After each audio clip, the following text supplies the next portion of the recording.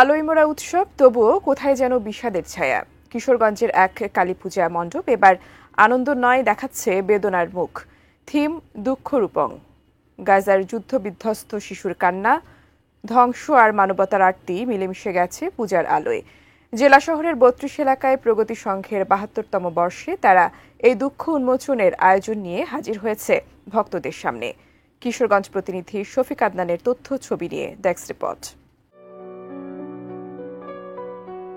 মণ্ডপের চারপাশে টানানো ২ শতাধিক ছবিতে ফুটে উঠেছে গাজার ধ্বংসস্তূপে হারিয়ে যাওয়া শৈশব। কেউ কাঁদছে ধোঁয়ার মধ্যে, কেউ খুঁজছে হারানো মা বাবাকে। আলোর খেলার সঙ্গে সঙ্গেই দেখা যায় সেই ছবিগুলোর ভয়ার্ত মুখ। কালী মূর্তির চারপাশে সাজানো হয়েছে এই সব শিশুদের ছবি।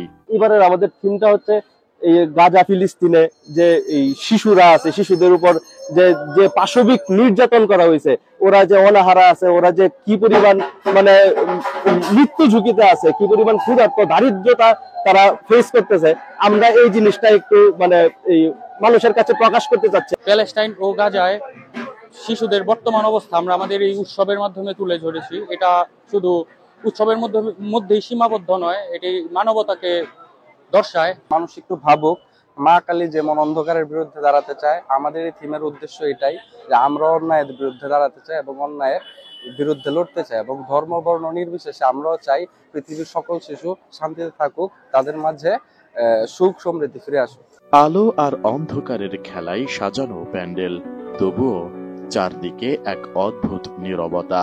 উৎসবে ঠাঁই পাওয়া গাজার কঙ্কালসার শিশুদের ছবিগুলো এ পূজায় পৃথিবীর গভীর অসুখের কথাই মনে করিয়ে দিচ্ছে বারবার। আয়োজকরা বলছেন তারা চান কেবল আনন্দ নয়, আনন্দের মাঝেও মানবতার কথা ভাবুক মানুষ। আর যুদ্ধ নয়, একটি যন্ত্রণামুক্ত পৃথিবী, শিশুদের জন্য নিরাপদ বিশ্বের স্বপ্নই তাদের পূজায় ফুটিয়ে তুলতে চেয়েছেন তারা। এই থিমটা মূলত আমরা চিন্তা করলাম বিশ্বব্যাপী যুদ্ধ বিধ্বস্ত কত শিশু ও ক্ষুধা অনাহারে সমগ্র দেশে ফিলিস্তিনি বা গাজাতে যে যুদ্ধ বিধ্বস্ত অনাহারে কাছে মানুষ, সেগুলো দেখে মানুষের আমাদের মনটা একটু যেটাকে বলি আমরা মনের ভিতরে একটু আনচান করতেছে, এবং ওদের জন্য আমাদের খুব কষ্ট বেদনাদায়ক হচ্ছে। এত মানুষ ওদের কষ্ট দেখে এই প্রগতির সঙ্গে সামগ্রিক চিত্রটা এক জায়গায় ২০০ ছবির মাধ্যমে এক জায়গায় যাতে চিত্রটা ফুটিয়ে তুলতে পারে এবং সারা কিশোরগঞ্জবাসী যাতে এটা অনুভব করতে পারে।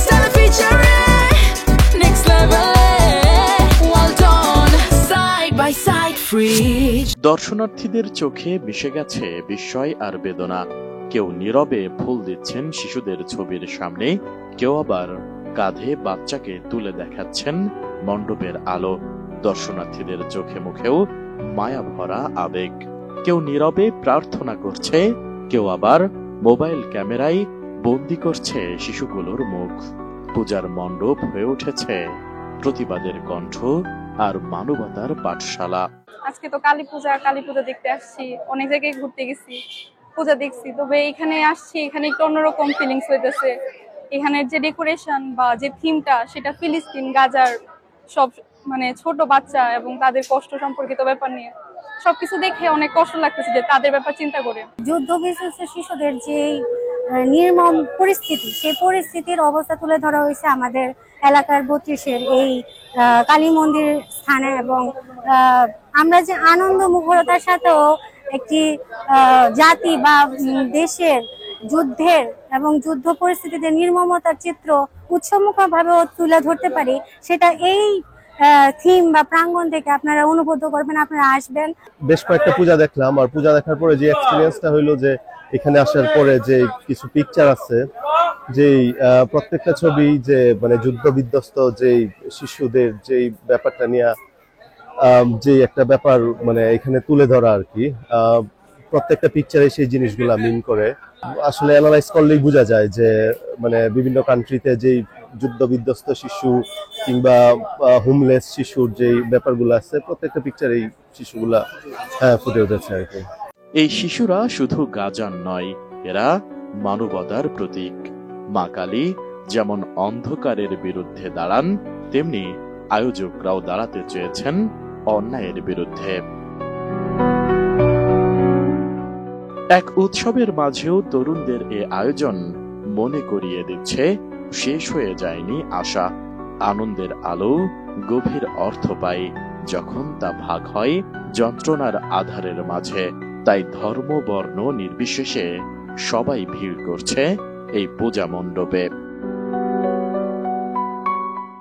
Desk report, ATN news.